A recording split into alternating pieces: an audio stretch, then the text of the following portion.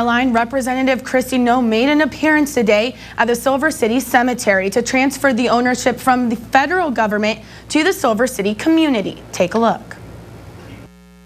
What started as an Eagle Scouts project has now become a bill signed by the president. I fell in love with this place. I want to give back to them. I want to care for my community through a service project to keep our members here in Silver City long term. It was an idea that sparked a piece of legislation, and 5 years later, the Black Hills Cemetery Act is law.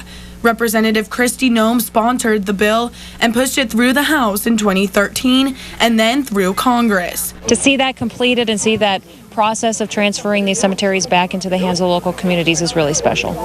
Noem went to bat for the bill in Washington, D.C., saying it needed to be a priority. The cemetery, which opened in the mid-1870s, became full in 2008.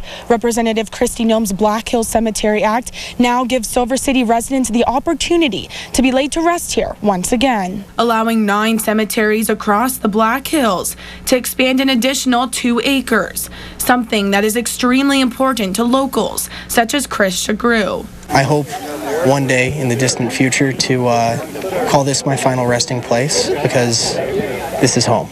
The cemetery was owned by the Forest Service, and local communities had to get a permit in order to care for and operate the grounds, becoming increasingly difficult to accommodate requests, and most of the work done on a volunteer basis. They have family members here, really appreciate the history of the hills, and know that these cemeteries indicate a pattern of how these hills were settled, and they really want the opportunity to continue to keep and cherish that history into the future. And there's the first person that flew an airplane in the state of South Dakota is buried right over there, Sax P. Gantz. Longtime resident Todd Tobin says there definitely is a lot of history on the grounds.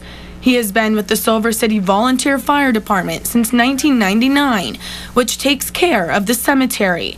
And he remembers the times his grandfather would take him there in his youth. From the time I was a child till the time today, and I'm 50 years old now, I've always had an affinity for this piece of ground. The cemetery holds a special meaning to many Silver City residents. And with the transfer of ownership to the caretaking communities who've managed them for generations, Tobin says it means a lot and allows them to plan for the future. To help in its longevity and maintaining it and so forth, it's an asset to the community, and it's a special place for me. Stephanie Kayser, News Center 1.